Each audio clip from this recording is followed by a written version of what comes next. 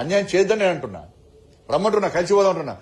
ఆ రాష్ట్రానికి అన్యాయం చేయాలి, ఈ రాష్ట్రానికి అన్యాయం చేయాలని చెప్పి భారతీయ జనతా పార్టీకి ఆలోచన కాదు. చట్ట ప్రకారము న్యాయంగా ఏ విధంగా ఒప్పందాలు జరిగినాయో ఇక్కడ అన్యాయం జరిగితే కలిసి కూర్చొని రెండు రాష్ట్రాలు బాగుండాలని కోరుకునే పార్టీ భారతీయ జనతా పార్టీ. కానీ తెలంగాణ రాష్ట్రంలోని బీఆర్ఎస్ పార్టీ, కాంగ్రెస్ పార్టీ యొక్క వ్యవహార శైలి వల్ల, లోపాయకారి ఒప్పందాల వల్ల తెలంగాణకు అన్యాయం జరుగుతుంది. కాబట్టి దాన్ని అడ్డుకోవడానికి భారతీయ జనతా పార్టీ ముందుకు వస్తుంది. ముఖ్యమంత్రి రేవంత్ రెడ్డి అంటున్నారు బీఆర్ఎస్ తో బీజేపీ సెంట్రల్ గవర్నమెంట్ ఉన్న రిలేషన్షిప్ వల్లే కాళేశ్వరం ప్రాజెక్టు కావచ్చు అక్రమాల మీద ఏం చర్యలు తీసుకోవట్లేదని ఏం రాసిండు రాగాలి. ఇప్పుడు సిబిఐ ఎంక్వైరీ అన్నారు. సిబిఐ ఎంక్వైరీ రిపోర్ట్ చదవమని చెప్పండి. కాళేశ్వరము 1,50,000 కోట్ల మీద అవినీతి జరిగిందని చెప్పి సిబిఐ ఎంక్వైరీ చేసుడా? మేడిగడ్డ, సుందిల్ల, అన్నారం 9,000 కోట్లు అన్యాయం జరిగింది ఎంక్వైరీ చేసుడా? క్లారిటీ ఏమని చెప్పండి.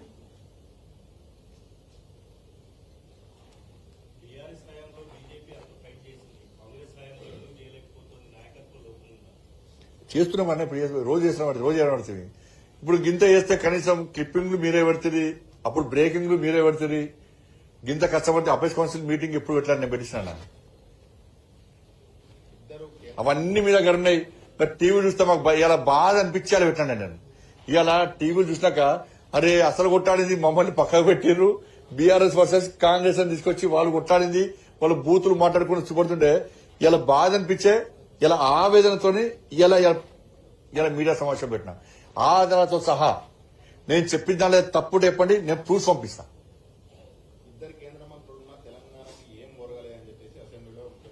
ఇక గట్ట ఇప్పుడు గట్టిన బీఆర్ఎస్ పార్టీ 10 సంవత్సరాలు గట్టిన వేసింది. 10 లక్షల కోట్ల నిధులను, అభివృద్ది కార్యక్రమాలను మేము తెలంగాణ రాష్ట్రానికి 10 సంవత్సరాల కాలంలో ఇస్తామని చెప్పి అనేక సందర్భాల్లో మేము చెప్పినాము. ఆధారాలు కిషన్ రెడ్డి గారి పాపం ఒక 10-20 సార్లు పవర్ పాయింట్ ప్రజెంటేషన్ చూపెట్టారు. ఆర్టీసీ కళ్యాణ మండపంలో, బీజేపీ ఆఫీసులో, అన్ని జిల్లాల్లో. ఆయనప్పుడు గదే, కేసీఆర్ అన్నప్పుడు గిదే, ఈ ప్రభుత్వం గదే. మరి మీ 6 గ్యారెంటీల సంగతి చెప్పు. ఫస్ట్ నీ 6 గ్యారెంటీల సంగతి చెప్పు నాకు. గ్రామ పంచాయతీ ఎలక్షన్స్ అయినాయి కదా, ఒక్క పైసా ఇప్పుడు గెలిచి నెల రోజులు అయింది, ఒక్క పైసా ఇచ్చినావా? అంతకుముందు ఇచ్చినావా? ఇప్పుడు మున్సిపల్ ఎలక్షన్స్ అంటున్నావు, కార్పొరేషన్ ఎలక్షన్స్ ఉండవు. ఈ మున్సిపాలిటీకి, కార్పొరేషన్లకు నువ్వు ఒక పైసా ఇచ్చినావా చెప్పు.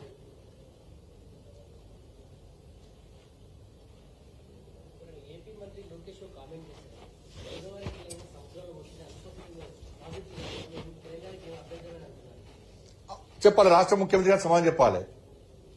రాష్ట్ర ముఖ్యమంత్రి గారు సమాధానం చెప్పాలి. చంద్రబాబుతో చెప్పి ఆపిన అన్నప్పుడు లోకేష్ గారు చెప్పి కూడా ఆపాలి.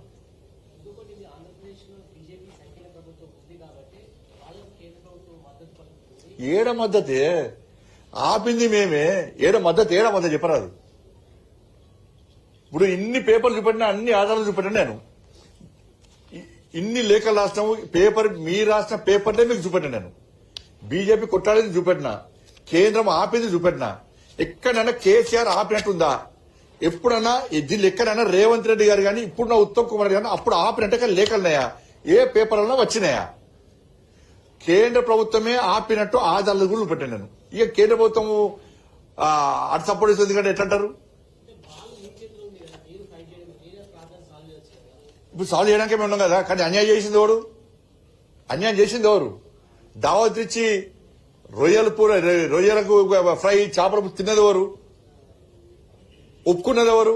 టెండర్ ఆపకుండా అడ్డుకున్నది ఎవరు? టెండర్ అయితే సపోర్ట్ చేసింది ఎవరు? ఇవాళ పాలమూరు రంగారెడ్డి పేరు లేకుండా చేసింది ఎవరు?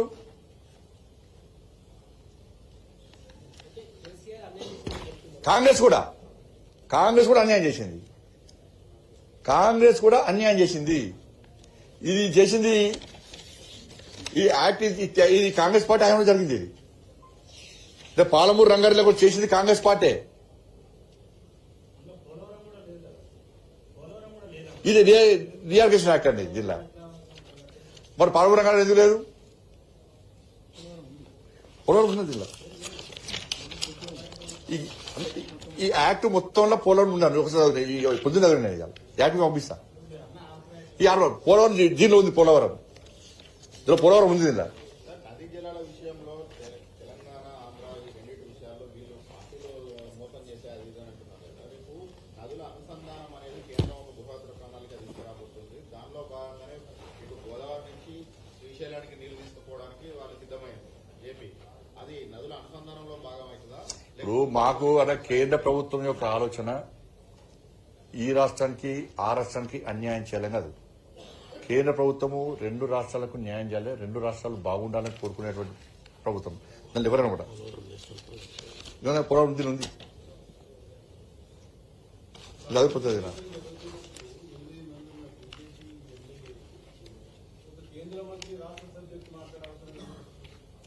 అసెంబ్లీలో మా మైకులు చూపెట్టారా? ప్రొటెస్ట్ చేస్తే బయట నుంచి మాట్లాడారు మా వాళ్ళు. పాయలశంకర్ గారు మాట్లాడారు, మహేశ్వరి గారు మాట్లాడారు. మా బాధ మా చూపెడతారనే బాధ కానీ అసెంబ్లీలో మా ఎమ్మెల్యేలు లేచి మాట్లాడితే స్పీకర్ గారు ఏమంటారంటే లేచి మాట్లాడితే లేదు ముఖ్యమంత్రి గారు రిప్లై ఇచ్చినాక మీ టైం ముఖ్యమంత్రి గారు మాట్లాడినాక రిప్లై ఉంటారా? ఏమన్నా ముఖ్యమంత్రి రిప్లై ఎప్పుడు ఇస్తారు? విపక్ష సభ్యులు మాట్లాడిన తర్వాత దానికి క్లారిటీ ఇవ్వడానికి ముఖ్యమంత్రి గారు ఇస్తారు. ముఖ్యమంత్రి గారు మాట్లాడినాక మేము మైక్ ఇస్తామంటే అది నమ్ముతామా? అది మా పార్టీ శాసనసభ్యులకు ఇవన్నీ మాట్లాడదామని చెప్పే మా పార్టీ శాసనసభ్యులు ప్రిపేర్ అయి ఉన్నారు, రెడీ ఉన్నారు. టైం ఇవ్వాలి.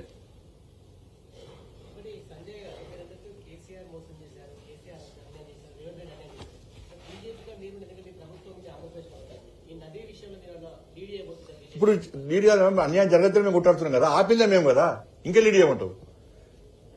కేఆర్ఎంబీ ద్వారా రాయలసీమ లిఫ్ట్ ఇరిగేషన్ ఆపాలని చెప్పి కేఆర్ఎంబీ ద్వారా కేంద్ర ప్రభుత్వము ఆంధ్రప్రదేశ్ రాష్ట్రానికి నోటీస్ ఇచ్చిందే కేంద్ర ప్రభుత్వం కదా.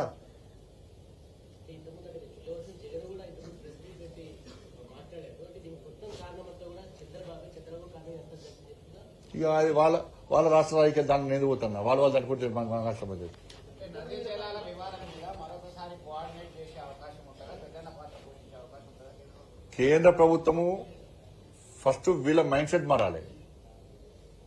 ఆ ప్రభుత్వము కాంట్రాక్టర్లు కమిషన్ల కోసం ఆ ప్రభుత్వము, ఈ ప్రభుత్వము మా కాంట్రాక్టులవే మొత్తం కేసీఆర్ దోషకపోయినా మాకు ఏం మిగులుతాను వీళ్ళ మైండ్ సెట్ మారితే అప్పుడు న్యాయం జరుగుతుంది, తెలంగాణ న్యాయం జరుగుతుంది. కేంద్ర ప్రభుత్వము ఈ రాష్ట్రానికి అన్యాయం చేయదు, ఆ రాష్ట్రానికి అన్యాయం చేయము. న్యాయబద్దంగా కేంద్ర ప్రభుత్వం వివరిస్తుంది. ట్రిబ్యునల్ విషయం అనేది ట్రిబ్యునల్ ఏర్పడేయాలంటే కేసీఆర్ అది కూడా విషయం. ట్రిబ్యునల్ ఏర్పడేయాలి అని పడినాడు. ఒక 50 లెటర్లు రాసిండన్న కేసీఆర్ కేంద్రానికి, ఒక 50 లెక్కలు రాసిండు. కేంద్రం మెడల్ వంచా అని చెప్పి ఒక 50 లెక్కలు రాసిండు ట్రిబ్యునల్ ఏర్పడేయాలని పని. నేను ఊకే కేసీఆర్ మెడల్ వంచా అంటారని చెప్పి నేను మా లా మినిస్టర్ దగ్గరికి పోయినాక లా మినిస్టర్ ఏం చేసిండు, జలశక్తి మినిస్టర్ పిలిచాడు. ఆ రోజు లా మినిస్టర్ నేను జలశక్తి మినిస్టర్ కూర్చొని వీరేశ్వరం గారు ఉండే. కూర్చున్నప్పుడు సార్ ఊకే కేసీఆర్ మెడలు వంచా అంటున్నాడు, ఈ మెడలు వంచుడు ఏంది, ఇది ఏం సార్ అనక ఇంత డల్లా కొట్టినా అన్నాడు. ఎవరు? Law minister. అవును సార్ రోజు అంటుండు సార్ అన్న అంటే లాస్ట్ కు ఈ జలశక్తి మినిస్టర్ చేసినట్టే నాకు 10 లెటర్లు చూపెట్టినా. ఇక కేసీఆర్ ట్రిబ్యునల్ విషయంలో లేఖ రాసినప్పుడల్లా మేము రిప్లై ఇస్తున్నాం. ఈ రిప్లై ఇచ్చిన పేపర్ వస్తలేదు. ఏం రిప్లై ఇచ్చినట్టే సుప్రీంకోర్టులో కేసు పెండింగ్ ఉంది, సుప్రీంకోర్టులో మీరు పిటిషన్ వేసారు, ఆ కేసు పెండింగ్ ఉన్నంతసేపు ట్రిబ్యునల్ ఏర్పాటు చేయరాదు అని చెప్పినాక అప్పుడు నేను బయటపెట్టినాక కేసీఆర్ చేసిండు, జలశక్తి మినిస్టర్ కలిసిండు. జలశక్తి మినిస్టర్ డైరెక్ట్ చెప్పిండు, నువ్వు మెడలు వంచుతావు, నువ్వు ట్రిబ్యునల్ ఏర్పాటు చేయమంటున్నావు, కానీ సుప్రీంకోర్టులో కేసు పెండింగ్ ఉన్నప్పుడు మేము ట్రిబ్యునల్ ఎట్లా ఏర్పాటు చేస్తామంటే అప్పుడు కేసీఆర్ స్పందించి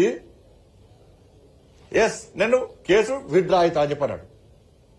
కేసు విత్డ్రా కావాలి కదా, మళ్ళీ ఏం చేసిండు, కేసు మళ్ళీ ట్రిబ్యునల్ ఏర్పాటు చేస్తారంటాడు. అప్పుడు నేను లేక రాష్ట్రం మళ్ళా అన్న కేసు విత్డ్రా అవుతా అని చెప్పి 6 నెలలు టైం పాస్ చేసిండు.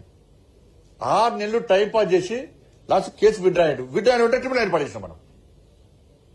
ఎంత మోసం. ఇప్పుడు ఇదే వాళ్ళు మెడలు వంచుతా అంటారు, వీళ్ళు మెడలు వంచుతారు. జరిగినటువంటి కేంద్ర ప్రభుత్వం ఏ విధంగా న్యాయం చేస్తుందో దాన్ని బయట ప్రభుత్వం చూపెట్టలేకపోతున్నారు.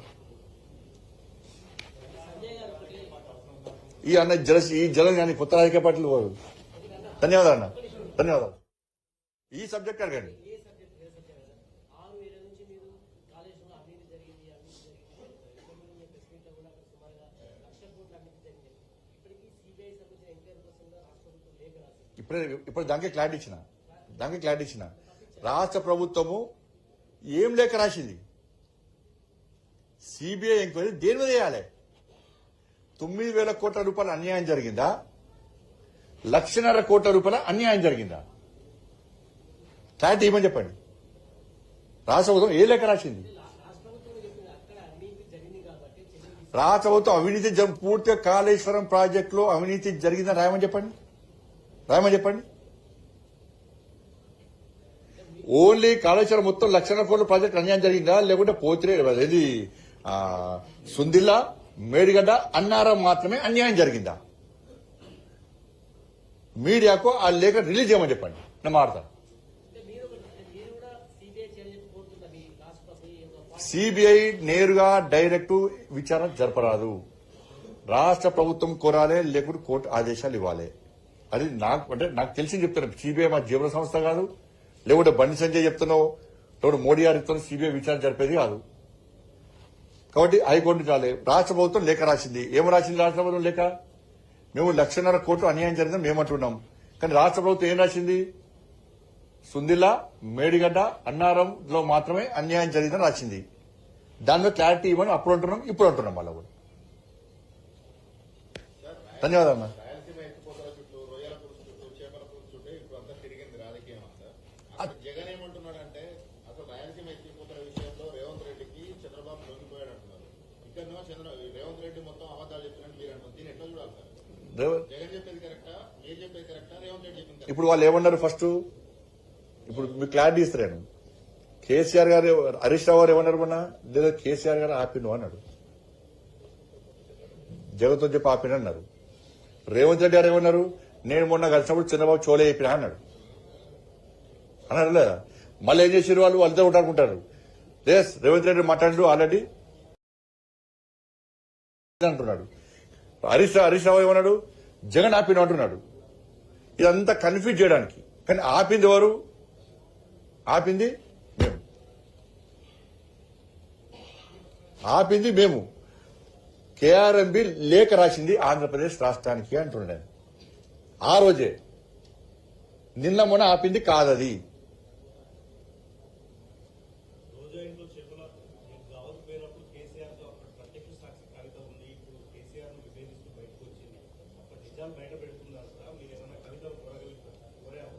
కవిత గారు అందుకే ఇప్పుడే చెప్పినా కదా.